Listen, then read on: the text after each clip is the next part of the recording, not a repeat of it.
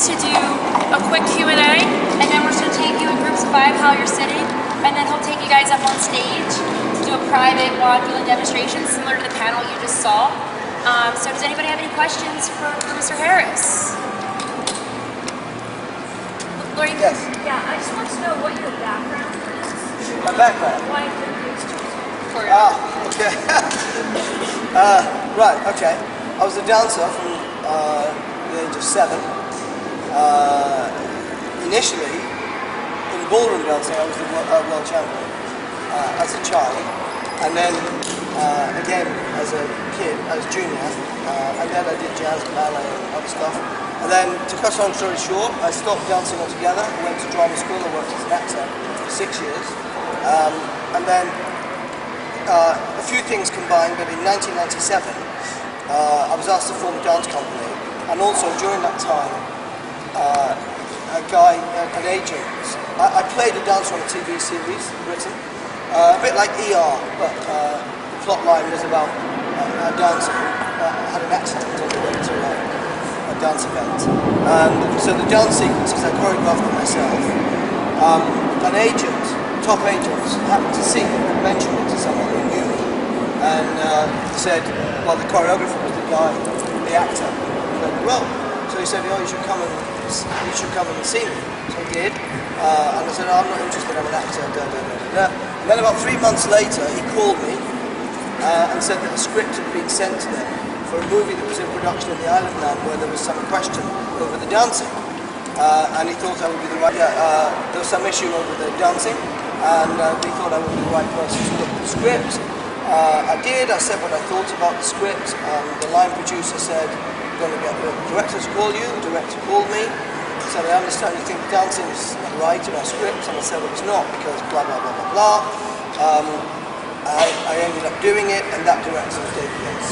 Seeing your vision come to life on the big screen? Well, it's not just my vision. I mean, I always think that particularly because my work is dance and, in this case, movement, generally in the context of drama, initially there's the director's vision in the first place. And in this case, thank you, it was very much the director's vision because he identified something that he felt needed to be done and addressed. And at that point, he was the only person really that sort of saw that. And when the amazing thing about it is that what David Yates showed me on the storyboard in the summer of 2006 is pretty much shot for shot what is on the screen. So it was, I mean, he's a fantastic director, and that's not the first time that had happened. Not the movie I just spoke about, but a different movie. A TV series actually. The storyboard for that is also almost the same in the sense that what's on the screen is what's on the storyboard.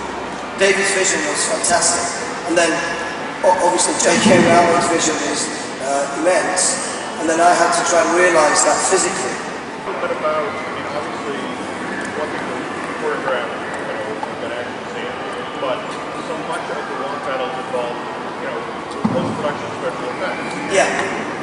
You can accommodate the shot. Yeah. Actually, there's a very interesting behind-the-scenes segment. I think it was on the Blu-ray edition, actually, where there's an interview with Gary Oldman, and he's talking about that. And really, and I mentioned it this afternoon if you were there, it's about intention. It's about acting, actually, because when you deliver it, you have to deliver it or defend it to save your life, and that's about acting. And the quality of the acting will make the job of the special effects person easier, because they don't have to fake anything from that perspective. They only have to put on what we had already imagined was coming out of the wand.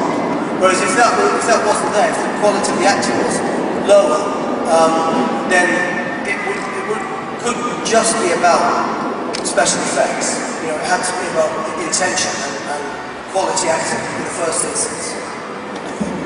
It's one thing to do, again, what was it, the Wonder of the Phoenix, where, face it, as each of these films went along, the battles got more elaborate, and by the time you got to Deadly Hallows 2, you had World War II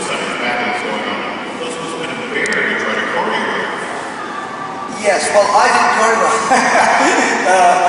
Because, okay, well, initially, David asked me to do it, and to specifically choreograph the end of Order of the Phoenix. But the stunt team initially would have probably done that in the first place, and then it reverted to them after I created the language for the remainder of the franchise. So the specific staging, the specific choreography, the battles in the franchise, I did the Order of the Phoenix ending. But the general language and grammar that's used in them, then I did all of it. A couple more questions before we start the line. Which actor was the most fun and most challenging to work with? I don't think any of them were challenging. They were all fantastic. They were in their own way. They're all very different. I think Gary Oldman was exciting because I think he's a brilliant actor.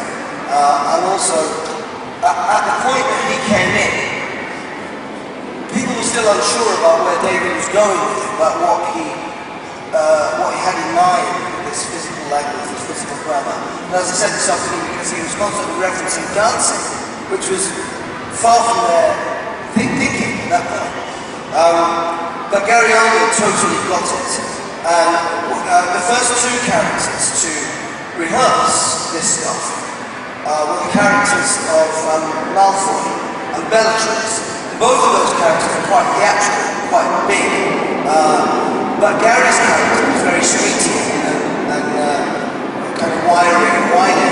And so he brought a whole different perspective to it. And once he could come in, everyone could see the possibilities, the range of possibilities that there could be with fighting as one. Any other questions? You're the press, you must have more questions. Before we start the line, Julie? Watson's a pretty good dancer. Is it easier to work with someone like her? Luke? She was very easy to work with. And she was really lovely and really enthusiastic and aesthetically very good. I am used to working with people who are not dancers a lot. It doesn't matter to me whether they've done the Kirov ballet or whether they've never danced before. I'm quite happy to work with either. I have no problem. And in some cases, it wasn't the case with Emma, but it might have been, for example, that I might have had to stop someone from looking too dancing or too aesthetically perfect, because the characters are not. The people might be, but the characters are not. So they have to be able to dance, or in this case, battle, duel, fight, as their characters, not as themselves. They can't suddenly become themselves when they start to move. And that applies to anything I do, I think. Any other questions?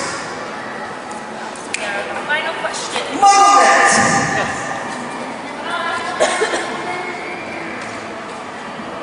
Congrats on your very successful takedown of Anna over on the public stage. The question is, what spell did you use to take her down?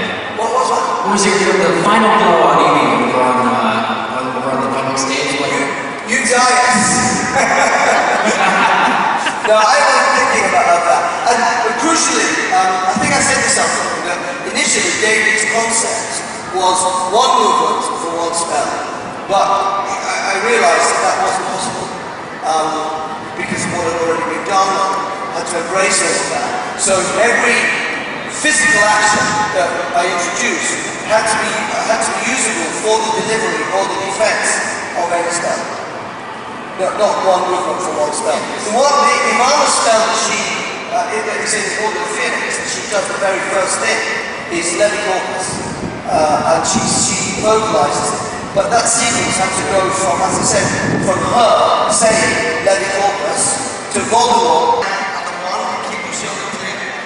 That's good. That's good. Right up behind the one, keep your shoulder clear. Both ways.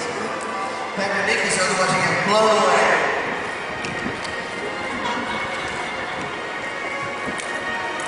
Bubble that, perpendicular. Okay, here we go. So.